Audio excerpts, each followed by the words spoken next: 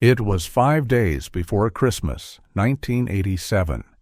The kind of night in the Philippines when every port was alive, children clinging to their mothers, fathers hauling boxes wrapped in twine, the air thick with the smell of diesel and salt. For thousands of families, the voyage aboard the MV Doña Paz wasn't just a journey. It was the road home for Christmas. The ferry, built decades earlier in Japan and now proudly flying the Philippine flag, was already filled far beyond comfort. Its decks, stairwells, and even narrow corridors overflowed with people and luggage. Men slept sitting upright against the walls, women shared bunks meant for two, and hundreds more found whatever floor space they could. The ship's manifest listed 1,583 passengers, but in truth, many suspected the real number was far higher, perhaps double, maybe even triple that. Still, few complained.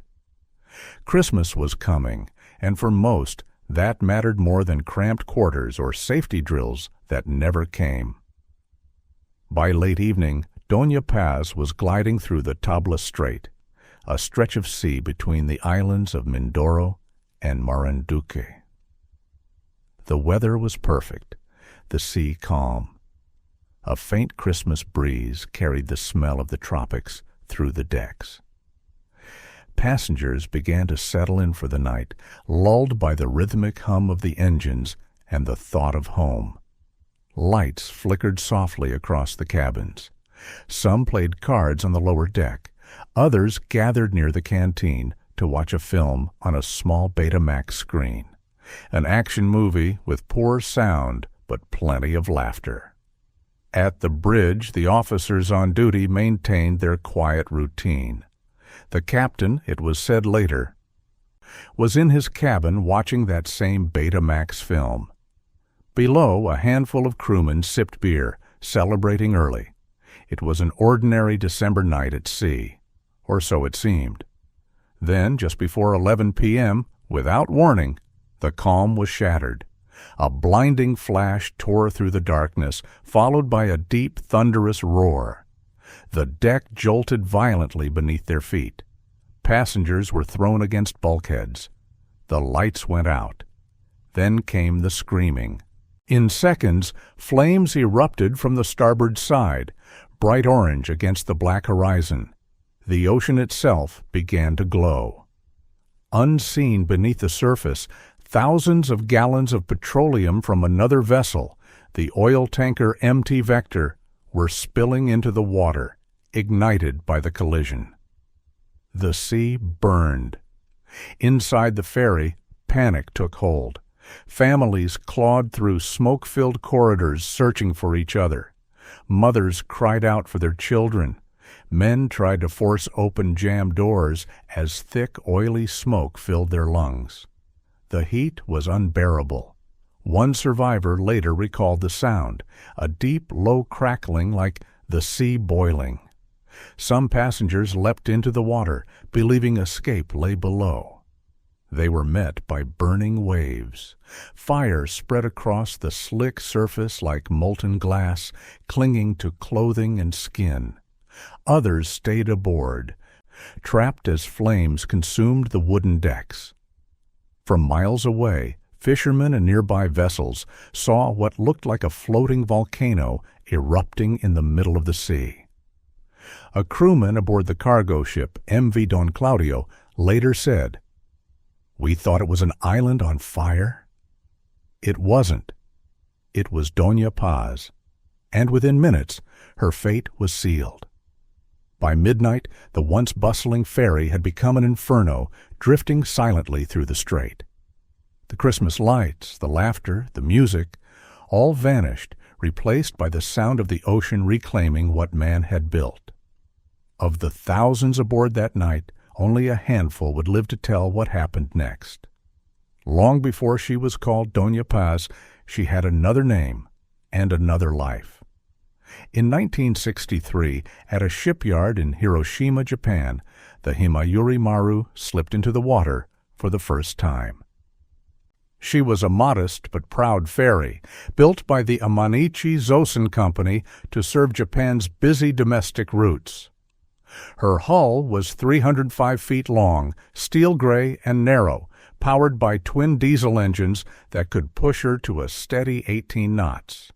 She carried no weapons, no armor, only people, luggage, and the hum of travel between islands. For over a decade she served without incident, ferrying commuters and tourists through Japan's inland seas. At the time, she was licensed to carry a little over 600 passengers, a safe, respectable number for a ship her size. But in the mid-1970s, her quiet career ended. The vessel was sold to a Philippine shipping line called Sulpicio Lines, a private company that would come to dominate the country's inter-island passenger trade. In 1975, the ship arrived in the port of Cebu, battered by time but still seaworthy.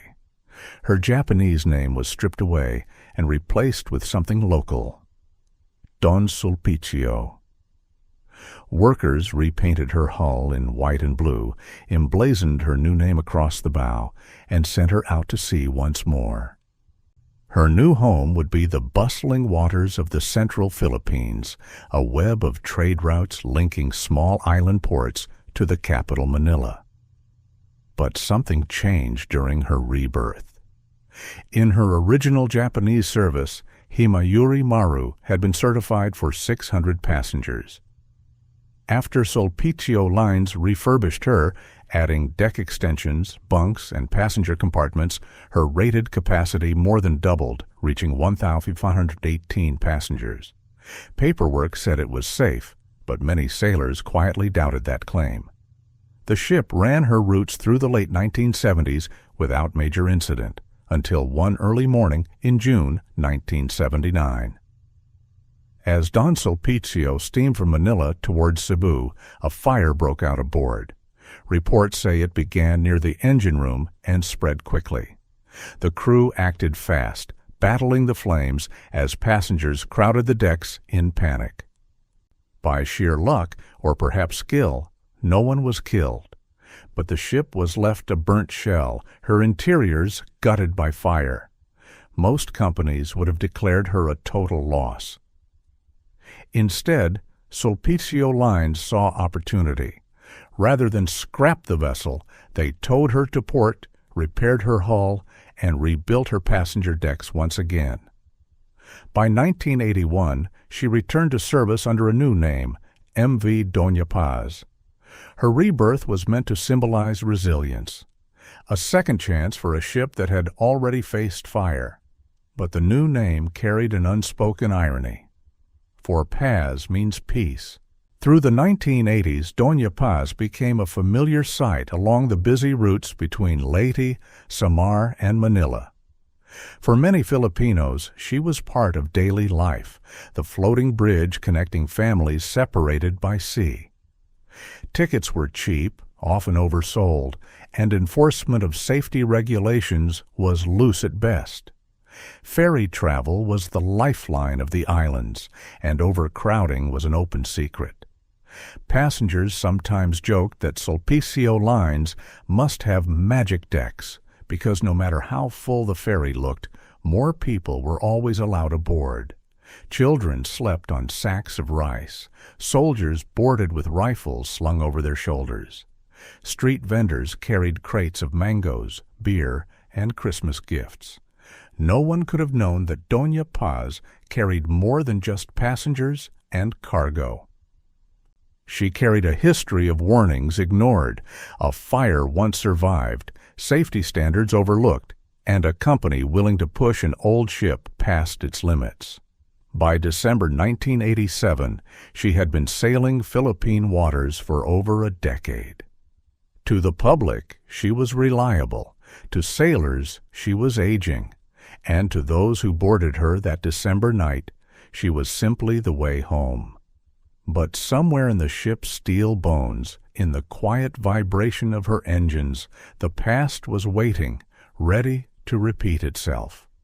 Sunday morning, December 20th, 1987.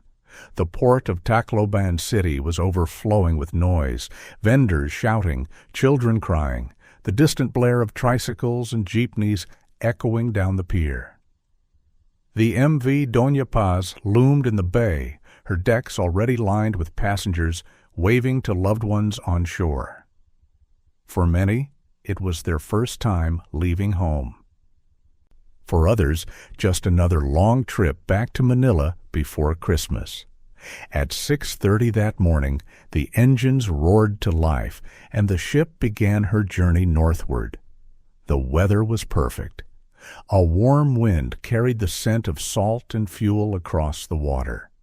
Crew members untied thick ropes, shouting orders above the noise, as families leaned over the railings to wave goodbye. Within minutes, the coastline of Leyte faded into a blur of green behind them. Inside, every available space was taken. The manifest claimed a total of 1,583 passengers, 675 from Tacloban, and 908 more to board later in Catbalogan, Samar. But anyone who'd seen the ship that day knew the truth. The decks were packed like a market at rush hour. People crowded the stairways, the hallways, even the spaces near the lifeboats. Some passengers joked that they could barely breathe. A young soldier traveling home for the holidays later described the scene. 4 of us shared one bed. The others lay on the floor. It was like sardines, no space to move. Another passenger recalled sleeping near the canteen, using her luggage as a pillow. "We didn't mind," she said. "It was Christmas. We were all just happy to go home." The ship's crew seemed relaxed, even cheerful. After years of routine voyages, this was just another run to Manila. No drills were held, no safety reminders given. For most of the crew, the Doña Paz was too big to fail, a floating bus that had crossed the same route hundreds of times without incident. Around noon, the ferry stopped at Catbalogan, Samar. The pier was chaos. More passengers poured aboard, carrying everything from radios and basket of fruit to live chickens. By the time the ship pulled away again, it was visibly overloaded. The hull sat lower in the water than usual, but no one raised concern. Overcrowding was a normal sight during the holidays. Tickets were sold beyond official capacity, sometimes legally, sometimes not. Below deck, the heat was unbearable. Ventilation was poor, and the air thick with the smell of sweat and gasoline. Still, people laughed and talked about the reunions waiting for them in Manila. They shared bread, coffee, and stories of home. A radio played Christmas songs in Tagalog. Outside, the blue of the sea stretched endlessly in every direction. As evening fell, the mood softened. The ship glowed with yellow light, its wake shimmering beneath a full moon. Some passengers gathered near the canteen to watch a Betamax movie, the same tape looping again and again. Others sang carols or played cards by flashlight. Mothers rocked their children to sleep. The ocean was calm. Nothing seemed out of place. Up on the bridge, the officers kept loose watch over the dark horizon. It was said that the captain had retired to his quarters to watch that same Betamax film, leaving an apprentice at the controls. Below, several crewmen had gathered for drinks, celebrating early for Christmas. None of them knew that in less than an hour, another vessel was silently cutting across the same waters, an oil tanker carrying over 1 million liters of gasoline. The two ships were on a collision course. Somewhere below deck, a child stirred in her sleep as the ship's engines thrummed steadily through the night. Her mother tucked her in, whispering, "We'll be home tomorrow." No one aboard Doña Paz would ever see Manila. At 10:00 p.m., the Doña Paz sailed through the dark waters of the Tablas Strait, roughly 175 kilometers south of Manila. The air was still. The sea flat as glass. To the west, faint lights from fishing boats flickered like stars along the horizon. Inside the ferry, most passengers had gone to sleep. A few stragglers stayed up, watching a movie, playing cards, or simply gazing out at the black water that stretched endlessly in every direction. Unseen in the distance, another ship was cutting across the strait from the opposite direction. The MT Vector, a 629-ton oil tanker carrying 8,800 barrels of petroleum products, gasoline, kerosene, and diesel, over 1 million liters of liquid fuel. The tanker was small compared to Doña Paz, but its cargo made it far more dangerous. It was a floating bomb. The Vector was manned by a skeleton crew of 13. Only 2 were licensed to sail. Its captain, reportedly unlicensed, was below deck, asleep. So were most of the crew. The tanker's rudder was defective, its steering unreliable. And like the ferry it was about to meet, the Vector had no functioning radio. Both vessels were blind and voiceless in the night. At around 10:30 p.m., a faint light appeared off the starboard side of Doña Paz. Some passengers standing on deck saw it first, a small, slow-moving vessel, maybe another ferry or a cargo ship. No alarms were raised, no change in course. The bridge crew assumed it would pass harmlessly in the dark. But it didn't. Minutes later, at approximately 10:45 p.m., the unthinkable happened. A thunderous crash ripped through the hull of Doña Paz. The impact shook the entire ship, sending passengers sprawling. Metal screeched against metal as the Vector's bow tore into the ferry's side, striking near the engine room. Sparks exploded into the air, and in an instant, the sea itself caught fire. The Vector's fuel tanks ruptured, spilling thousands of gallons of gasoline into the surrounding water. Flames ignited across the waves, racing toward the ferry like liquid fire. The heat was immediate, overwhelming. On board Doña Paz, lights flickered and died as the main switchboard was destroyed. Darkness fell, followed by the roar of an explosion. A survivor named Renato later recalled, "The deck turned orange. People were screaming. I looked down and saw fire in the sea. The water was burning. Within seconds, thick black smoke filled the corridors. Panic spread faster than the flames. Passengers stumbled in the dark, choking, tripping over luggage, children, and bodies. Mothers screamed for their sons. Husbands tore through the crowd, searching for their wives. The air was thick with heat and the smell of burning oil. Some tried to reach the lifeboats, but the metal cranks were too hot to touch. Others searched for life vests, only to find lockers locked or empty. In the confusion, the crew was nowhere to be found. Witnesses said some officers had been drinking on the bridge earlier in the night. Others insisted they saw the captain still watching his Betamax film moments before the collision. When the fire reached the fuel lines, another explosion ripped through the hull. Windows shattered. Sections of the deck buckled.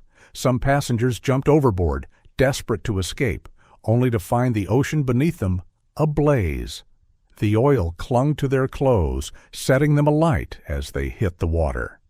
From a nearby vessel, crewmen later described the sight. It looked like the sea itself was burning, a wall of fire stretching across the strait. The Doña Paz was now a drifting inferno. Her hull groaned as flames devoured her decks, her paint blistering in the heat. Somewhere inside, hundreds of people were still trapped, pounding on doors that would never open. The world's deadliest peacetime maritime disaster had begun. The moment after the collision, the Doña Paz became a vision from hell. Fire climbed the masts, poured from the windows, and raced across the decks like a living thing. The ferry's steel groaned under the heat, bending and warping as flames devoured everything they touched.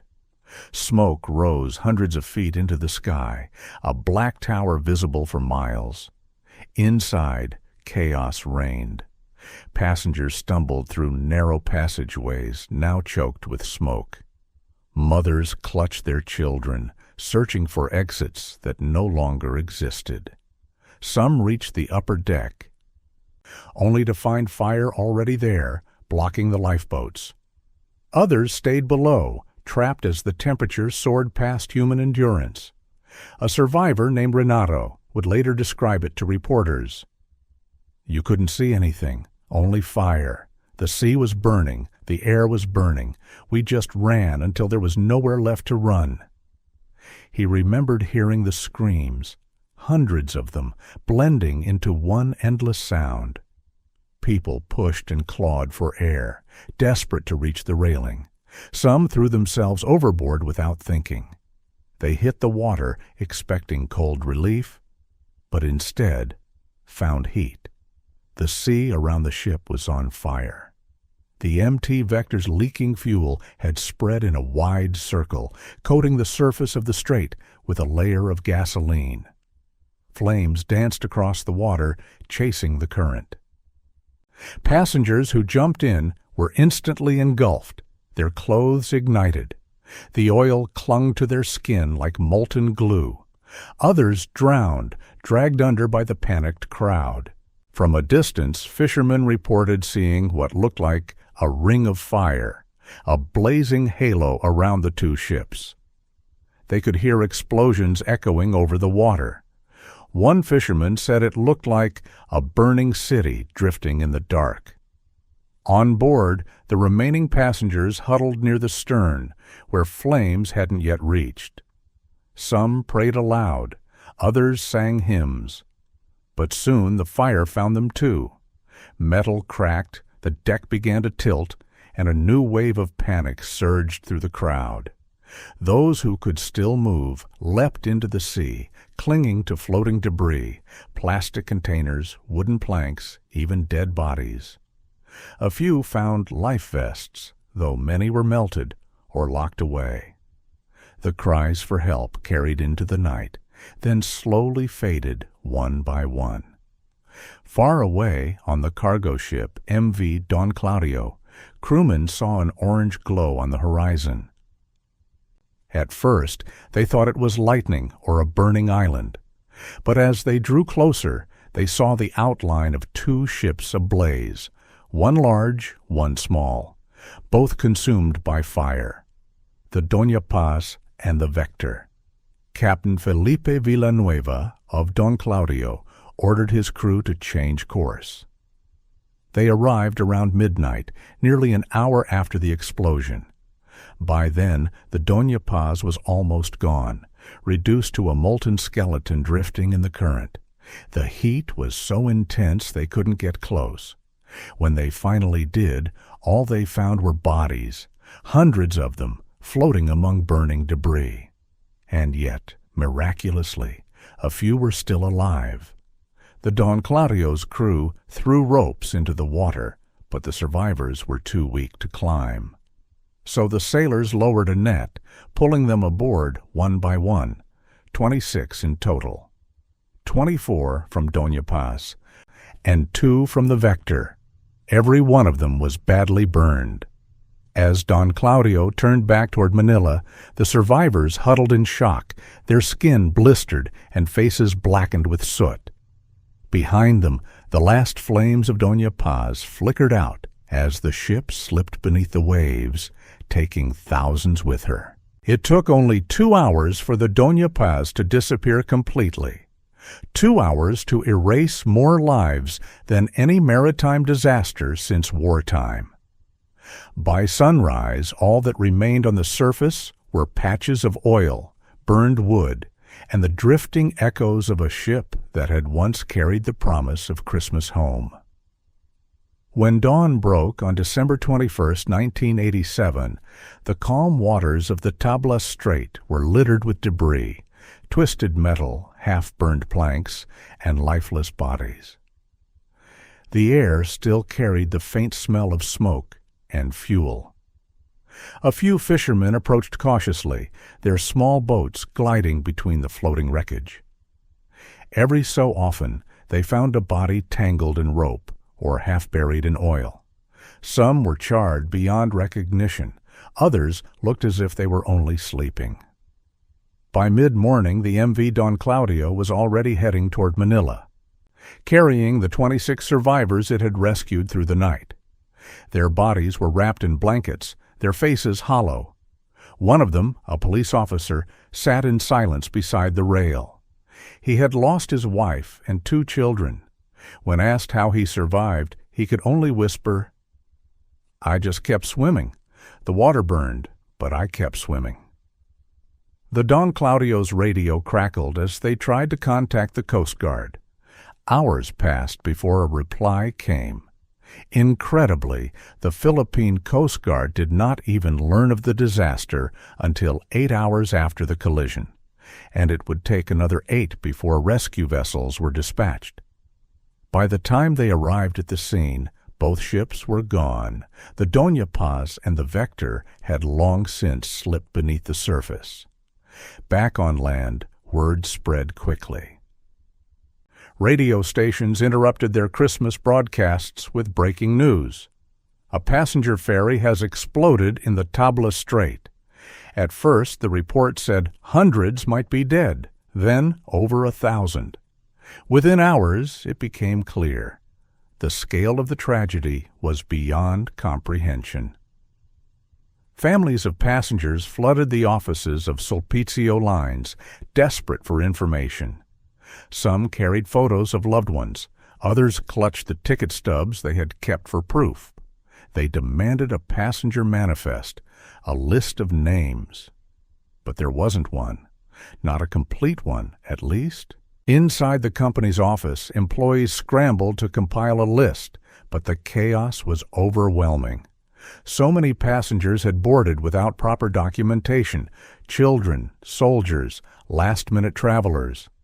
The official manifest listed 1,583 people, yet the number of families showing up to report missing relatives quickly surpassed that. One mother, Aling Emilia, was seen shouting at the guards outside Sulpicio's gates. 12 of her relatives, including her son, had been aboard the ferry. "Tell me where they are," she screamed. But no one could. Hospitals across Manila prepared for survivors that never came. Others waited at Rizal Memorial Stadium, where recovered bodies were brought for identification. Some families searched through rows of corpses laid out under tarps. The heat and decay made recognition almost impossible. Many bodies were burned beyond sight. Others were bloated from days in the sea. In the days that followed, more than 200 additional bodies washed ashore in Mindoro and Marinduque. Fishermen helped recover what they could, but most of the victims, thousands of them, were never found. Tablas Strait, known to be shark-infested, became their grave. The nation mourned. Newspapers called it the sea tragedy of the century. President Corazon Aquino ordered an immediate investigation. Churches across the country held vigils. In Leyte and Samar, whole towns gathered to pray for relatives who would never come home. At Manila's North Harbor, when the Don Claudio finally docked, crowds pushed against police lines to catch a glimpse of survivors. Cameras flashed as reporters swarmed the pier. 26 people out of what was believed to be over 4,000 aboard. 26 faces among a sea of loss. The survivors spoke little. Their words were slow, trembling, almost whispered. "There was fire everywhere," one man said. "We could hear people shouting for help, but we couldn't see anyone, only the sound of the sea burning." For the family still waiting, that silence was the hardest part. The sound of hope fading beneath the waves. In the weeks after the tragedy, the Philippine government launched one of the largest maritime investigations in its history. But from the start, Truth was murky, buried beneath bureaucracy, missing records, and the ocean itself. The Board of Marine Inquiry, the Philippine Coast Guard, and both houses of Congress each began their own separate inquiries. Reporters crowded into hearing rooms as officials and witnesses gave conflicting testimonies. Every new statement raised more questions than answers. The weather on the night of December 20th had been clear. Visibility was excellent. The seas were calm. Both the Doña Paz and the MT Vector were traveling at moderate speed. There was no storm, no sudden squall, no hidden reef. It should have been a routine crossing. So how did two ships in perfect conditions collide head-on in the open sea? One Doña Paz survivor testified that just minutes before the explosion, he saw crew members drinking and laughing on the bridge. Another said the captain was inside his cabin watching a Betamax movie. No lookout had been posted. Investigators then turned their attention to the Vector. What they found was even more alarming. The oil tanker's rudder was defective, requiring 2 men to steer it. Its captain was unlicensed, as were the chief engineer and second officer. Several crewmen admitted they had been drinking that night, celebrating the holidays as they sailed through the Strait. The Vector's radio license had expired, leaving them with no way to send or receive distress signals. The Doña Paz was little better. Its own radio system was reportedly fake, a non-functional license purchased to pass inspection. When the collision occurred, neither ship could call for help. No SOS, no Mayday, only fire and silence.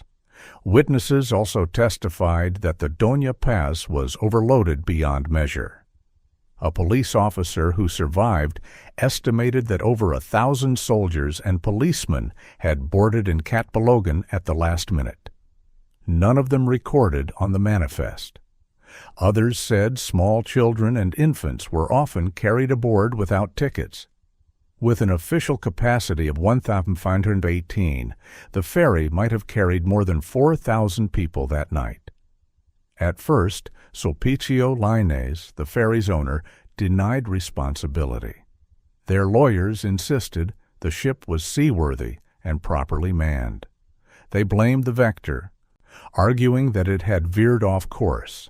The Marine Board agreed, ruling that the MT Vector was primarily at fault for operating without a license or competent crew. But members of Congress weren't convinced. Testimony showed a pattern of negligence from both sides, a culture of corner-cutting and paperwork that valued profit over safety. One lawmaker said bluntly, "This wasn't an accident. It was the cost of doing business." Public outrage grew. Newspapers published photos of the wreckage and grieving families. Radio hosts demanded justice.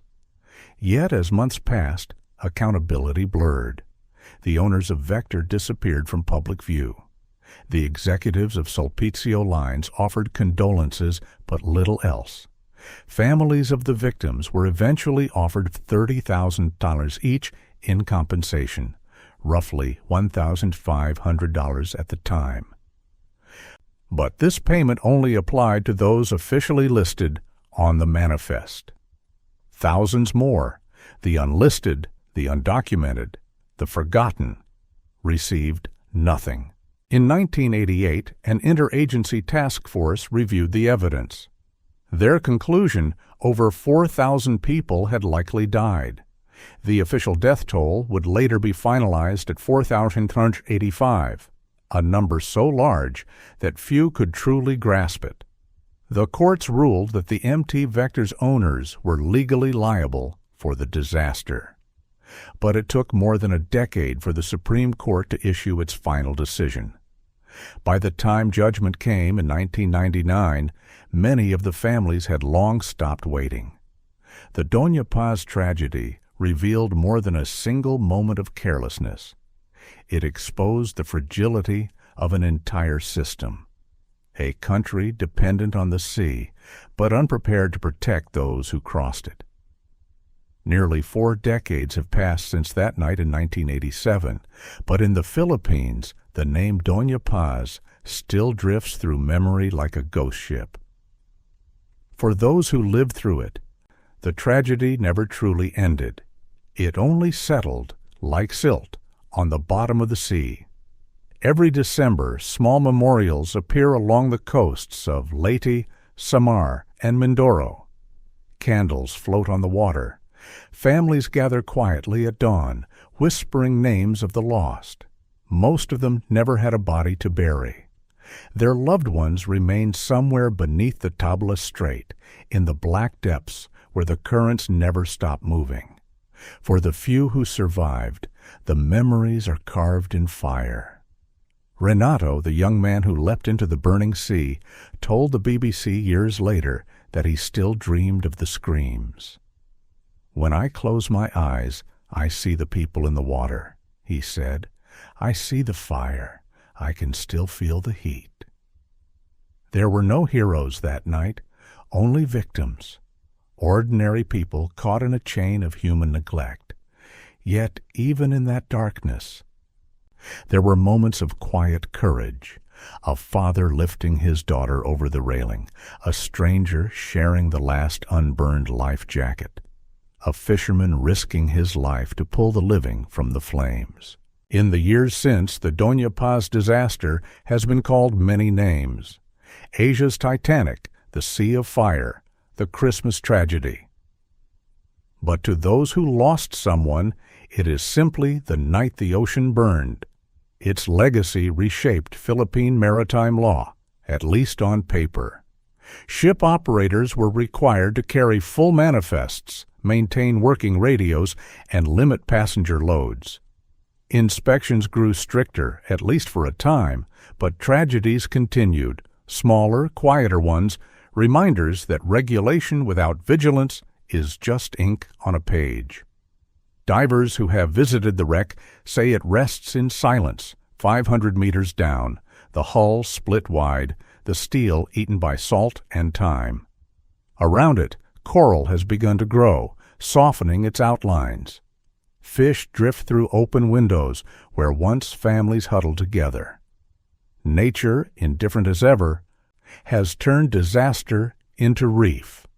When foreign journalists came to the Philippines in the years after, they often compared the Doña Paz to the Titanic. But that comparison, survivors said, misses the point. The Titanic was a monument to hubris and luxury, a palace of steel and wealth. The Doña Paz was different. It carried farmers, students, soldiers, mothers, the working class of an island nation. There were no grand staircases or violins playing to the end. There was only smoke, panic, and the desperate will to live. In 1999, after 12 long years of legal battles, the Philippine Supreme Court affirmed what everyone already knew. Gross negligence caused the deaths of thousands. But no one went to prison. No one truly paid the price. The judgment ordered compensation for victims' families, but for many, it arrived too late, a hollow victory paid in paperwork. Today, if you stand by the shore near Marinduque or Mindoro on a calm night, you can still see tankers and ferries tracing the same route Doña Paz once sailed. Their lights move slowly against the horizon, distant, steady, fragile, each one carrying hundreds of souls across the same waters that claimed so many. And beneath those waves lies a reminder written in rust and silence that safety, once ignored, becomes a grave. The MV Doña Paz remains the deadliest peacetime maritime disaster in recorded history. More lives lost than on the Titanic, the Lusitania, or any warship sunk in battle. For the families still waiting, the sea has not forgotten. Every wave that touches the shore carries a piece of that night, a whisper, a name, a promise that history will not fade so easily. Some stories are buried in the ocean. This one still rises with the tide.